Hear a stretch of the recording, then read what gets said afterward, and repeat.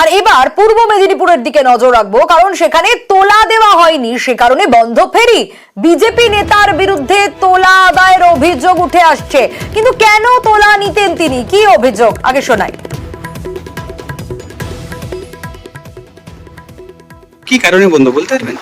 বন্ধ বলতে এটা হচ্ছে মানে যাদের জায়গা, এই ঘাটটা যে আছে এটা যাদের জায়গা, ওরা এসে বলে যে নৌকা এখানে চালানো যাবে না, বন্ধ থাকবে। সকাল থেকে কি নৌকা চলেছিল? সকাল থেকে 10টা পর্যন্ত চলেছিল, তারপরে এসে বলে যে এখানে নৌকা ঠেকাতে না। হ্যাঁ, মালিককে ফোন করতে বলছিল, মালিককে ফোন জানিয়েছি। সুজিত রয়েছেন আমাদের সঙ্গে সরাসরি। সুজিত, যে প্রশ্নটা স্বাভাবিকভাবেই উঠছে, ফেরিঘাট ভাঙচুর করা হলো কারণ তোলা দেওয়া হয়নি, বিজেপি নেতার বিরুদ্ধে তো এই অভিযোগ উঠছে। কতদিন ধরে তোলা নিতেন এবং কেনই বা পরিষেবাটা বন্ধ করে দিলেন? এতে তো সাধারণ মানুষের অসুবিধা।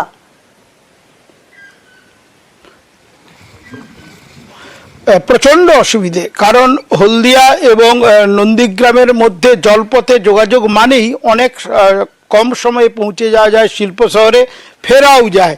এবং এই নদীপথ কিন্তু ব্যবহার করেন হাজার হাজার মানুষ। সেখানে কিনা এই মাতব্বরি এবং সেখানে বিজেপির একজন বুথ সভাপতি, তিনি বলছেন নদীতে তার জায়গা আছে, নদীর পাড়েও তার জায়গা আছে।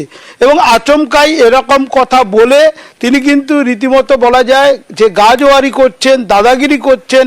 তার ফলে কিন্তু টাকা দিতে রাজি না হয় একেবারে তিনি বন্ধই করে দিয়েছেন। লোকজন নিয়ে গেছেন এবং তারা যারা গেছেন তারা কিন্তু বিজেপির কর্মী সমর্থক বলেই অভিযোগ করা হচ্ছে। এবং পুলিশের কাছে অভিযোগ করছেন যিনি এই ঠিকা, যিনি খেয়া এই পারাপারের দায়িত্বে, তিনি জেলা পরিষদ থেকে লিজ নিয়েছেন, তারপরেও তাকে কিন্তু এরকম শনিয়া ভোগান্তি পোয়াতে হচ্ছিল। তাকে প্রায়ই দাদাগিরি করা, লোকজন নিয়ে গিয়ে টাকা চাওয়া, তোলা আদায়ের যে ঘটনা সেটা কিন্তু সামনে এসছে। বিজেপি চাপে পড়ে তারা বলছে বিজেপি নেতৃত্ব এই ঘটনার সঙ্গে বিজেপির কোনো যোগ সাজস নেই, পুরোটাই তার ব্যক্তিগত বিষয় এবং আমরা খতিয়ে দেখব। কিন্তু অভিযুক্ত অর্ধেক সময় মোবাইল বন্ধ করে রেখেছেন, মোবাইল চালু থাকলে রিং করলে ধরছেন না। তিনি তার ঘনিষ্ঠ মহলে বলছেন যা উত্তর দেওয়ার সবটাই আদালতে দেবেন, আইনিভাবে দেবেন। কিন্তু মাতব্বরিটা কেন, সেই প্রশ্ন যে তাকে করা হবে সে কিন্তু সেই সুযোগটা দিচ্ছেন না। কিন্তু মানুষ ক্ষুব্ধ,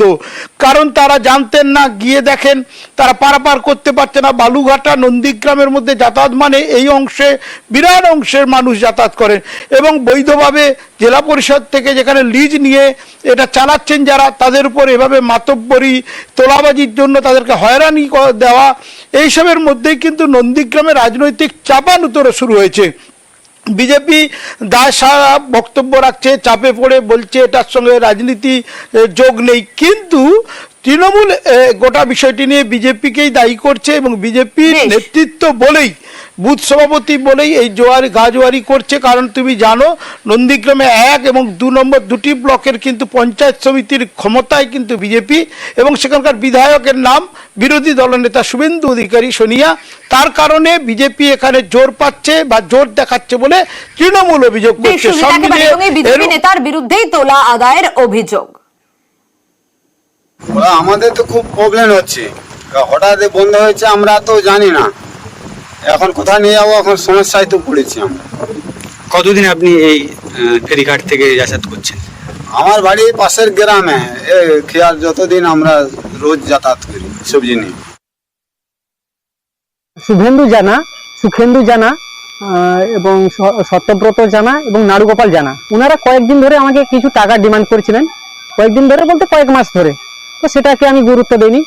ওরা বলছিলেন যে আমাদের ওই নদীর অর্ধেকটা পর্যন্ত জায়গা আছে, আমাদেরকে লিজ দিতে হবে, যেমন জেলা পরিষদকে দিচ্ছ আমাদের দিতে হবে।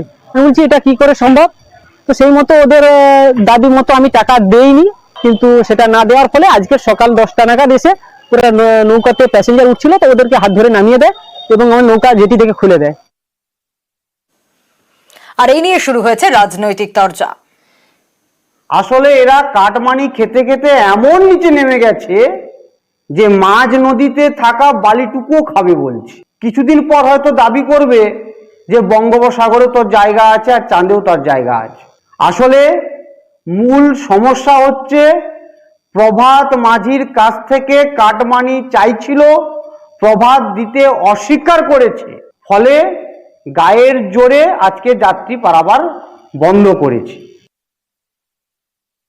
এখানে দলের কোনো যোগ নেই। এই বিষয়টি পুরোপুরিভাবে পুলিশের কাছে শুভেন্দু জানা সহ লিজ গ্রহীতা অভিযোগ করেছে। পুলিশ এই বিষয়টি পুরোপুরি তদন্ত করে এবং শুভেন্দু জানা ওনার প্রকৃত যে রায়ত জায়গার নথি, সেই নথিও পুলিশ প্রশাসনকে দিয়েছে, সেটা পুলিশ প্রশাসন খতিয়ে দেখবে। এখানে কোনো রাজনৈতিক যোগ নেই এবং ভারতীয় জনতা পার্টিরও কোনো যোগ নেই। এখানে তৃণমূল অযথা এই বিষয়টাকে নিয়ে এখানে রাজনীতি করার চেষ্টা করছে।